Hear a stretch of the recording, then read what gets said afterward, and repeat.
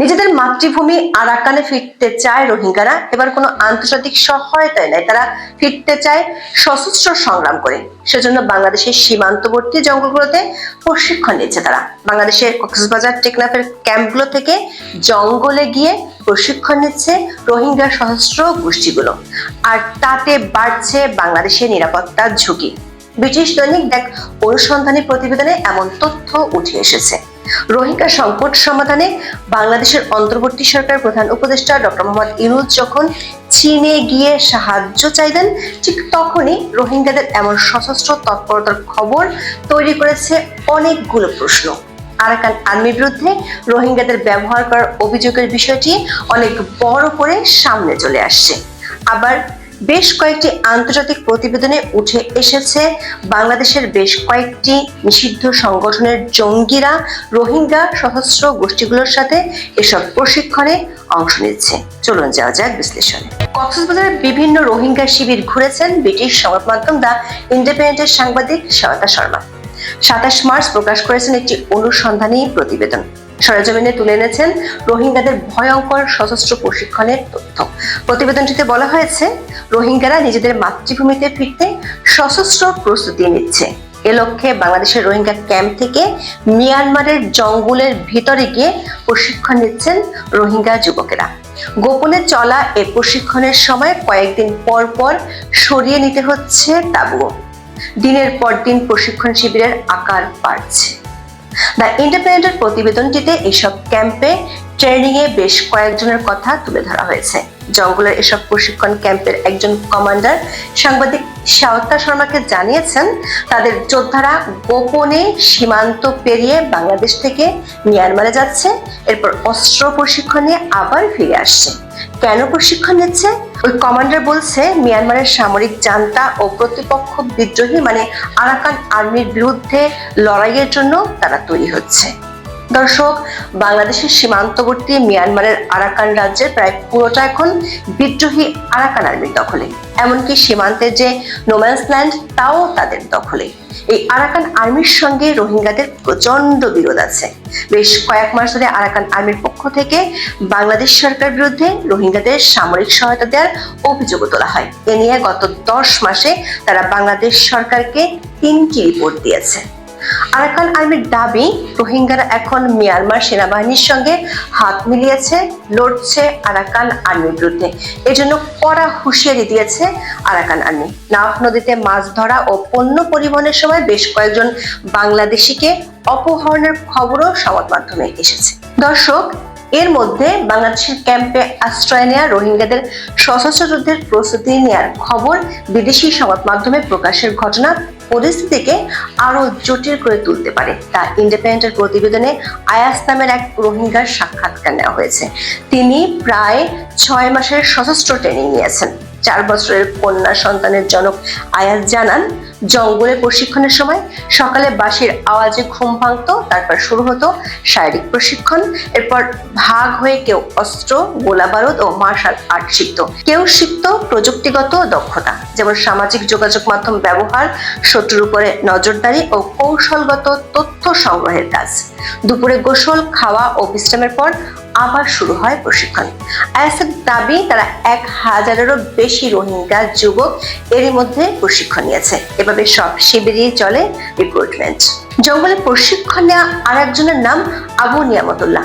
42 বছর বয়সী এই রোহিঙ্গা বলেছেন, তাদের প্রধান শত্রু মিয়ানমারের সেনাবাহিনী, এরপর আছে আরাকান আর্মি। তিনি জানান, 2021 সালের পর আরাকান আর্মির সঙ্গে রোহিঙ্গাদের সমন্বয়ের সব প্রচেষ্টা ভেস্তে গেছে। আরাকান আর্মি মুসলিমদের সঙ্গে কাজ করতে চায় না, তারা শুধু বৌদ্ধদের নিয়েই চলতে চায়।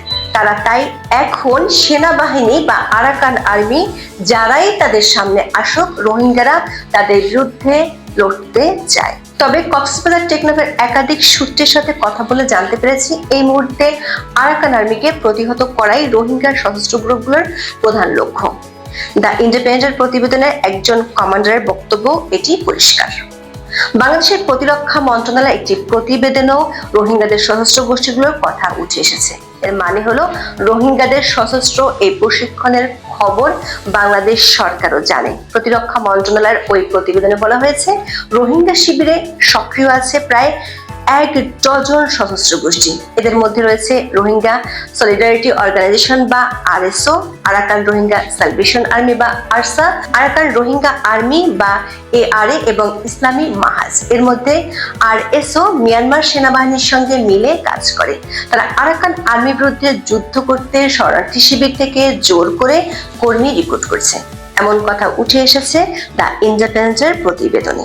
রোহিঙ্গার সশস্ত্র গোষ্ঠীগুলোর উপর দীর্ঘদিন ধরে নজর রাখছে ফর্টিফাইড রাইটস নামের একটি সংগঠন। এর পরিচালক জন কুইনলি বলেছেন, 17 বছরের কিশোরদেরও অপহরণ করে সশস্ত্র প্রশিক্ষণের জন্য নিয়ে যাওয়া হচ্ছে। কেন যুবক ও তরুণ এমন প্রশিক্ষণে যাচ্ছেন? কুইনলি বলছেন, শরণার্থী শিবিরের অনিশ্চয়তা এবং প্রচন্ড হতাশা থেকে অনেকে সশস্ত্র গ্রুপে যোগ দিচ্ছে। এর মধ্যে মরার উপরে খাড়া হয়ে এসেছে ট্রাম্প প্রশাসনের নিষেধাজ্ঞা। শিবিরের মানবিক সহায়তার 55%ই ইউএসএআইডি থেকে আসতো, কিন্তু সেটি এখন পুরোপুরি বন্ধ। এর মধ্যে জাতিসংঘের খাদ্য সহায়তা এপ্রিল থেকে কমার কথা থাকলেও তা শেষ পর্যন্ত আগস্ট অবধি পৌঁছে না। তবে মাসে $12 দিয়ে একজন লোকের 3 বেলা খাবার জোগানো যায় না, তাই রোহিঙ্গারা মার মুখী হয়ে যাচ্ছে। এর চেয়ে ভয়ঙ্কর তথ্য হলো, বাংলাদেশের কিছু নিষিদ্ধ জঙ্গি সংগঠন রোহিঙ্গাদের এসব সশস্ত্র গোষ্ঠীর সাথে জঙ্গলে প্রশিক্ষণ নিচ্ছেন। আমাদের হাতে আসা বেশ কিছু ছবি ও আন্তর্জাতিক কয়েকটি সংস্থার রিপোর্ট থেকে বিষয়টি নিয়ে নিশ্চিত হওয়া গেছে। এসব প্রতিবেদনে বলা হয়েছে, বাংলাদেশ মিয়ানমার সীমান্তে কমপক্ষে 14টি জায়গায় রোহিঙ্গাদের সশস্ত্র ক্যাম্প আছে। এসব ক্যাম্পে রিক্রুটমেন্টের জন্য রোহিঙ্গাদের সাহায্য করছে বাংলাদেশের 4টি নিষিদ্ধ ঘোষিত জঙ্গি সংগঠন। এগুলো হলো জামায়াতুল মুজাহিদিন, আনসার আল ইসলাম, এনজিএমবি এবং হিজবুত তাহরির। সিঙ্গাপুর ভিত্তিক গবেষণা প্রতিষ্ঠান international institute for strategic studies বা IISS এর এক প্রতিবেদনে বিষয়টি নিয়ে এরই মধ্যে বাংলাদেশ সরকারকে সতর্ক করেছে। তারা বলছে, বাংলাদেশের জঙ্গিদের সাথে রোহিঙ্গা সশস্ত্র গোষ্ঠীর এই এক হওয়া অতীতে বাংলাদেশে অনেকগুলো সহিংস ঘটনা ঘটিয়েছিল। বাংলাদেশের অন্তর্বর্তী সরকারকে একই বিষয়ে সতর্ক করেছে আরাকান আর্মি। দর্শক, এর মধ্যে আরসা প্রধান আতাউল্লাহ সহ 10 সদস্যকে নারায়ণগঞ্জ ও ময়মনসিংহ থেকে গ্রেপ্তারের ঘটনা অন্তর্বর্তী সরকারকে আরো জটিলতায় ফেলেছে।